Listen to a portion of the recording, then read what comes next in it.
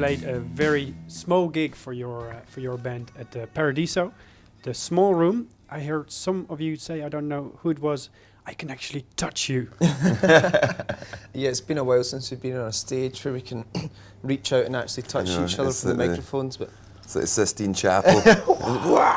But it's nice to come back to somewhere that's familiar and that we've been before, and to see some familiar faces, and nice to get a chance to come out and play some new songs. And it was our second ever show outside of the UK, was in the same room as last night, so it was a great memories came back.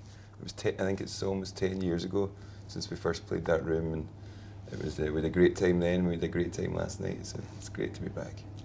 There were 5 guys on stage. Mm-hmm. There's officially 3 of you. Yeah. I saw there were only 3 guys who were allowed to take off their shirts and show their gorgeous bodies. Is that an official band rule? Well, with Mike, our guitarist, he doesn't want to get his body out, so that means that Gambler, the piano player, who's quite happy, you know, we'd be quite happy if we were all just horrifically pasty-faced Brits with our tops off, but oh no. But sadly, Mike can't face it. He doesn't feel comfortable at all with his shirt off, so blame Mike. Yeah. We need to write to Mike Benart, Manchester, and you'll sort You're it trying out. to convince him. Trying to convince him. Tried many times, yeah. Maybe one day. Maybe one day he'll be up for it. You've been in a band with 2 brothers for a long time. Is it hard not to get sandwiched between the 2? Sometimes I guess it has been, yeah. Over the years, it's I'll look away. it's. I mean, because Ben and James are, like most brothers, or like most twins, are very similar in lots of ways, but completely the opposite. So it's kind of like if you put Ben and James together, you'd get the perfect person, you know. But alone we're maniacs. Yeah, alone is, you know, there's a lot of dynamics in the relationship. But no, I mean, I've been friends with the boys since we were 7 years old, so it's kind of just. I think I feel like a third brother, you know, and I'm probably the worst one of the 3, but.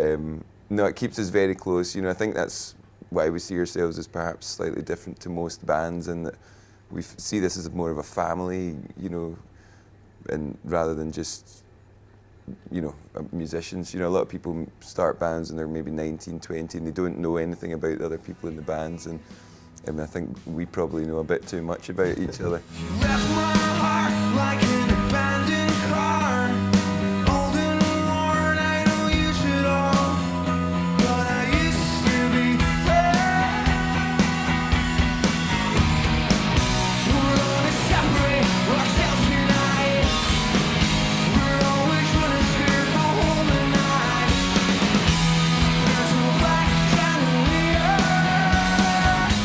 You've now done a double album. Were you annoyed when Green Day beat you with a triple album? Yes, we were. Yeah, it was. We thought, yes, we're doing it old school, you know, and yeah, Green Day came out with 3, which is hard to beat. I mean, I think that's an extremely brave move to try and release 3 records, but the songs came first. We had about 45 songs to choose from, and we got them down to about 25 of the songs we wanted to record, and then the concept started to kind of make itself, you know, apparent to us, I guess. So the first album, The Sand at the Core of Our Bones, is about reflecting back on things that make you who you are and get you to a certain point in your life, you know, positives and negatives. And then the second album, The Land at the End of Our Toes, is about your future and your hopes and dreams for your future, and how you can kind of shape your life to hopefully achieve something great. So what was the most important thing to reflect on? I think a part of it was turning 30, and you don't feel like a kid so much anymore once you're 30.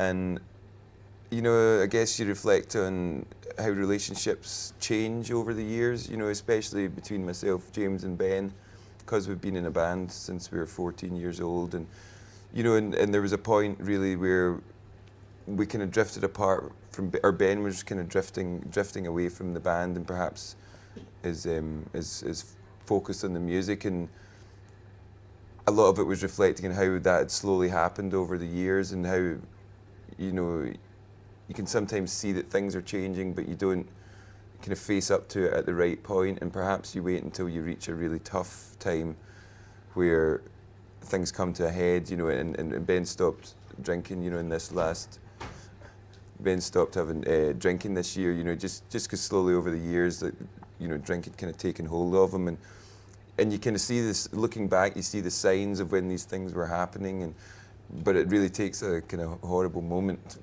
before you really all pull together and fix things. So it was kind of just how some parts of your life can deteriorate in a way that you don't realise, and you can neglect certain parts of your life and certain relationships you have, you know. And being in a band, when you're touring for 2 years constantly, you kind of live day by day. You don't really think about it. You try not to think about how you're feeling, you know, because it's such a weird existence to do the same thing every day for 2 years. So it was finally when we came off tour, it was we just needed to kind of reconvene because we'd really kind of drifted apart. So that was what the reflection was mainly on. Could it have killed the band?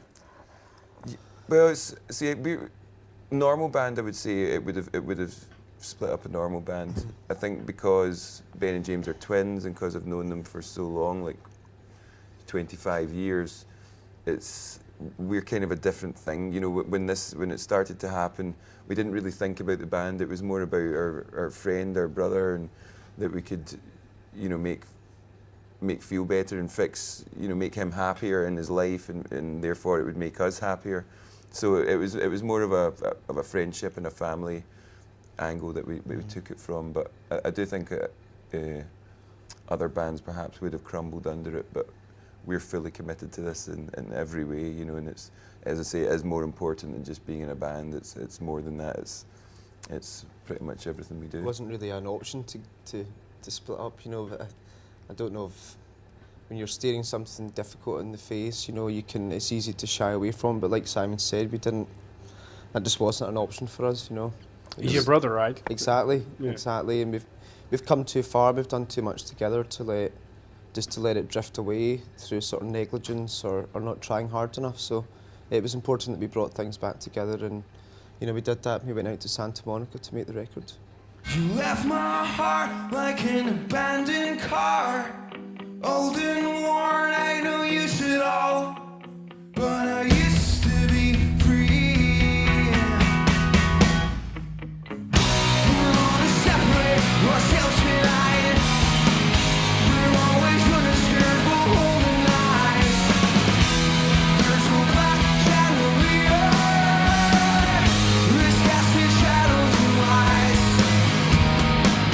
The new single, Black Chandelier, it starts like as much Snow Patrol as you've ever been, like a radio song, and it keeps on getting louder and louder until there's a full-blown rocking out moment somewhere in the middle. You had to keep that in. We have to. I think it's very much part of us. You know, I think we're, you know, we all love heartbreaking music and kind of, you know, gentle music, but for us, we are a rock band, and we like to punch people in the face as much as give them a cuddle, you know, and so, you know, we're very proud of that song, and I think it sums up quite a lot about our band. You know, it's quite playful, but, you know, at certain points, but it's quite serious, and it's, so, yeah, we're very proud of that song, but it's important that it's got everything of what Biffy is, you know.